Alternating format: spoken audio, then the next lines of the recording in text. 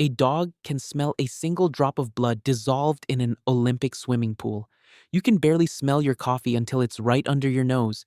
The gap between you and your dog's nose isn't small. It's one of the most dramatic biological divides in the animal kingdom. Your nose has roughly 400 types of olfactory receptors. That sounds like a lot, until you learn that a dog has around 800.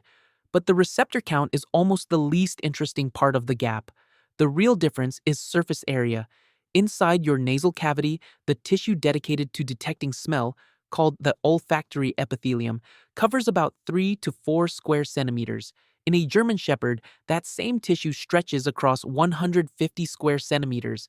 That's like comparing a playing card to a full sheet of notebook paper. Same function, completely different scale. And then there's the brain. Dogs dedicate roughly 40 times more neural real estate to processing smell than humans do.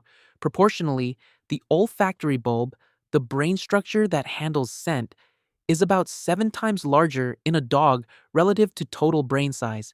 When a dog smells something, it isn't just detecting a scent, it's running a full analysis. Here's something that makes this concrete. A trained detection dog can identify a person's scent on a surface they touched 2 weeks earlier. Not the general area, the exact spot. Your nose works in the present tense. A dog's nose also works in the past. When a dog inhales, a special fold of tissue inside its nostril actually separates airflow into two paths, one for breathing, one exclusively for smelling. Humans have no equivalent. Every breath you take, the air just flows through and comes back out. Scent molecules get a single pass at your receptors. A dog's nose holds scent molecules in a dedicated chamber and keeps sampling them with each exhale. It is, mechanically speaking, a fundamentally superior instrument, and humans traded most of it away a very long time ago. About 25 million years ago, something shifted in the ancestors of primates. Their eyes started changing. Color vision, specifically the ability to see red and green as distinct colors, became a massive survival advantage for finding ripe fruit in dense forest canopies. And evolution, being the brutal accountant that it is, started cutting costs elsewhere. The genes responsible for building olfactory receptors began switching off. Not all at once, slowly. Over millions of years, roughly 60% of human olfactory receptor genes became what scientists call pseudogenes. They're still there in your DNA. They just don't do anything anymore. Dead code. Dogs carry far fewer of these broken genes. Their olfactory machinery stayed intact because they never made the same trade. The trade makes sense when you think about it ecologically. Early primates living in trees needed sharp color vision to navigate a world of fruit, leaves, and predators at a distance. Smell was less useful up in the canopy, where wind scattered scent trails unpredictably. Vision became the dominant sense. The brain followed. The visual cortex expanded. The olfactory bulb shrank. This is why humans are so visually wired. When you walk into a room, you look around before you sniff. When you remember a person, you picture their face before you recall their scent. Smell became a background channel, important, emotional, deeply tied to memory, but no longer the primary way you read the world. Dogs went a completely different direction.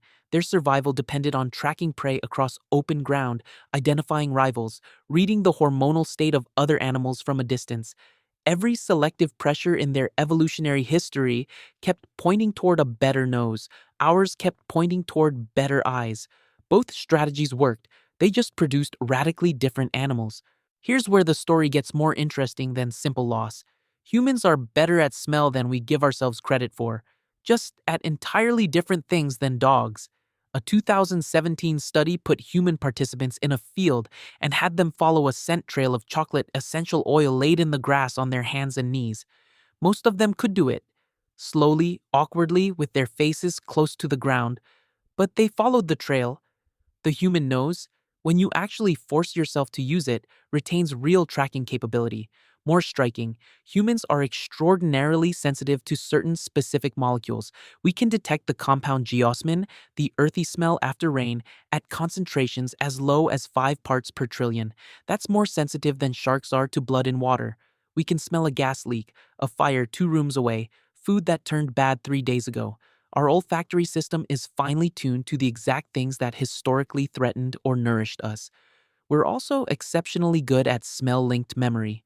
The reason a particular scent can collapse decades and return you to a single afternoon from childhood isn't accident.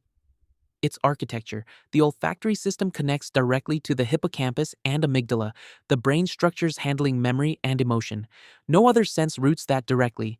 Sound, sight, touch, they all take detours through the thalamus first. Smell skips that relay entirely, and humans can distinguish somewhere between 1 trillion and potentially unlimited combinations of different odors. The old figure was 10,000. That estimate was retired years ago after more careful testing. So the honest picture isn't that humans have bad smell, it's that humans have specialized smell, calibrated for survival threats, emotional bonding, and memory, while dogs have generalized, amplified smell calibrated for tracking, reading chemical communication, and understanding their environment in a way vision simply cannot provide. The dog experiences a walk through a park as a layered archive of everything that passed through in the last several days. You experience it visually, immediately, in the present, different tools, different worlds. The nose you have isn't broken.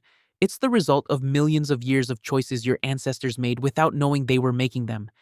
If this changed how you think about your own senses, subscribe. More videos like this every week.